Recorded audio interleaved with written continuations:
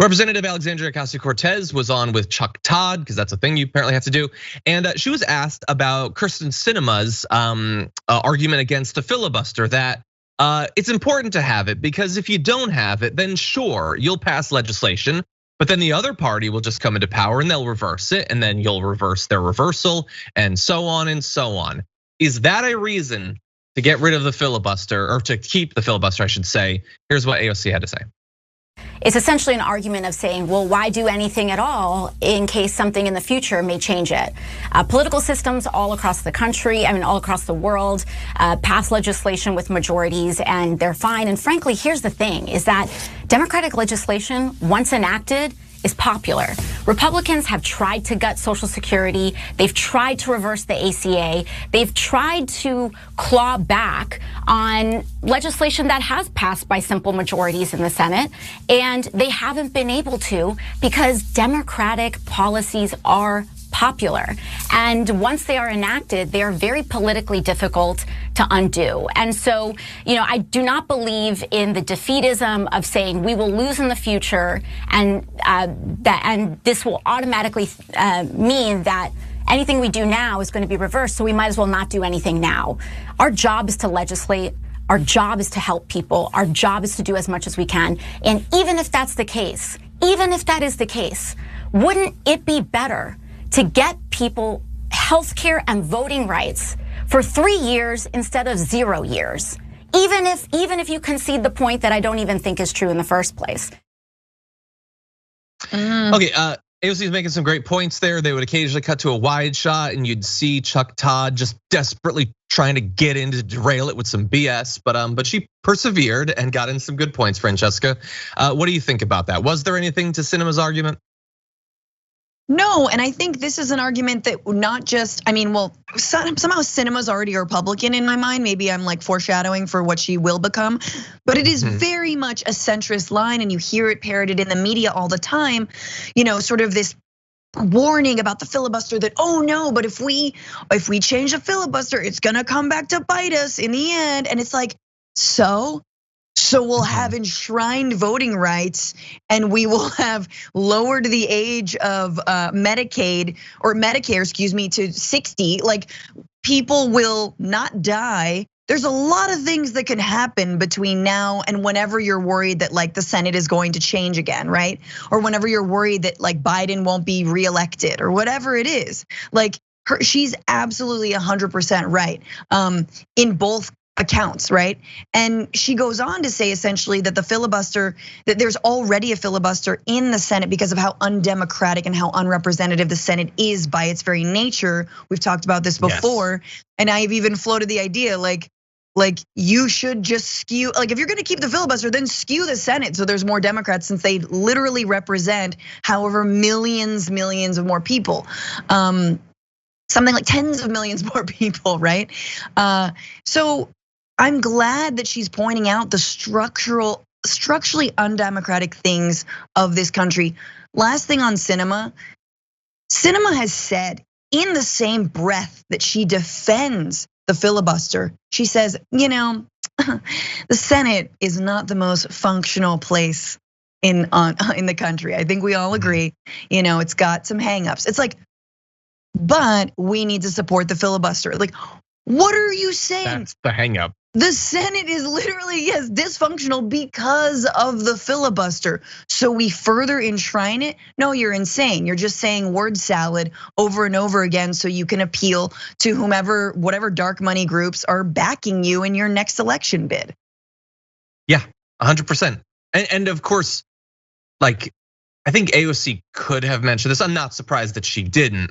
Everything that Sinema said there, BS, not just BS because it's wrong, as AOC pointed out, BS in that she doesn't care about it. Like, she's making arguments that she does not care about, which is sort of like the trendy thing in politics and in media these days. Just say the stuff that you're supposed to say to continue to have the people who fund you like you. You don't have to mean any of it. And that makes so much of what we want to try to do pointless, because we want to rebut, we want to argue, we want to try to persuade, but you can't do that if they're not making arguments that they actually care about. change someone's mind if it's not reflective of their actual mind. She doesn't care about this. She's just not interested in the government actually accomplishing anything. But if she were to be honest, then she would know that this is a recipe for sort of exactly what AOC was pointing out, not accomplishing anything. The Republicans are not waiting for a more bipartisan bill. They don't care to do anything. Yeah. And so you would just not do anything. And think about that. Like, imagine, why is she not 1% as scared of spending the next couple of years accomplishing literally nothing as she is of accomplishing something and then having the Republicans reverse it? Because I personally think if you are worried about Republicans getting in office, doing literally nothing is a weird way to ward that off. What you could do is pass popular legislation, which this is, make the Republicans stand against it, probably not successfully without a filibuster, but make them make the case. And if the American people do agree with the Republicans, then they'll vote them in. After the Democrats do a bunch of popular stuff, then somehow the Republicans get back in office, and then make the Republicans do unpopular stuff to reverse it. Yes. Actually have this debate, because the behind closed doors fake bipartisan debate, people don't know about that. All they know is the promises that were made by politicians. Yes. And Biden is at least ostensibly trying to make good on those promises. Actually do that. That's how a government is supposed to function. She's just avoiding, let's just not do anything for literally years. Let's just not do a single thing. Now that said, really fast, I want to throw a little bit more of AOC because she has a second point, and then I want to give you a chance to jump in. Here's AOC's point about why not just go further with what Sinema is saying. Beyond that, then the argument is, okay, why 60 votes? Right. Why not stop at 70 votes? Why not need 80 votes to pass any legislation? Why defend a 60-vote filibuster when the Senate already amplifies minority power so that the 50 Democratic senators already represent millions and millions and millions more Americans than 50 Republican senators? And so I would argue that 50 Republican senators is already a built-in kind of filibuster-esque firewall. Yeah, it is already. And why 60? Literally, why 60 rather than 61 or 59? It's not in the Constitution. It's not even the number that it's always been. It's certainly not the number now for things like bills that can get through via reconciliation or nominating and confirming judges. Yeah. So you can change it. They have changed it. Why are you so wedded specifically to 60? Why does that produce more bipartisanship than 65 or 55 or 51 or whatever? But again, it's a good point. It's logical. It makes sense. And it's completely beside the point and irrelevant because Sinema doesn't believe literally any of this. Yeah, and I think, look, I am not someone who believes that Democrats are paid to lose and blah, blah, blah, blah. But when you look at Kyrsten Sinema, man, that argument makes sense. Because if you think about it, what's it to her if Trump gets reelected? What's it to her if Tucker Carlson becomes president? She's gonna fundraise even more. Why? Probably. Because she's not a fascist. Oh, hey, vote for me again because I believe in LGBTQ rights and I believe that in like minimal criminal justice reform, or I believe I don't know that gravity exists. Like the basic things.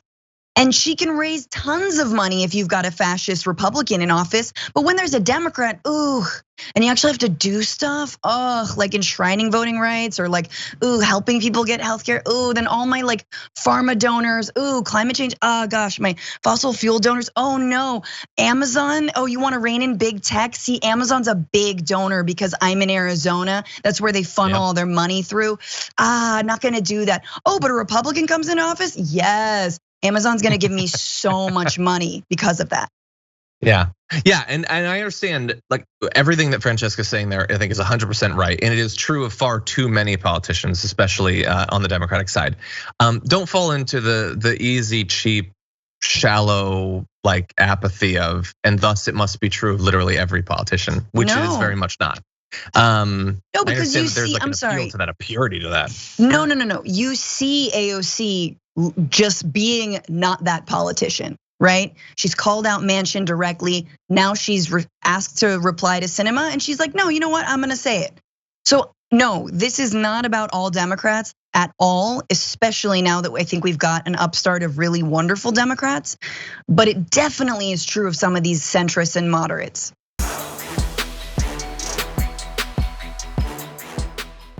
For more political news breakdowns, interviews, stories of activism, and me trying my hardest to care about the occasional big celebrity news story, subscribe to our YouTube channel at youtube.com/The Damage Report. And you can ring the bell wherever it is so you don't miss anything.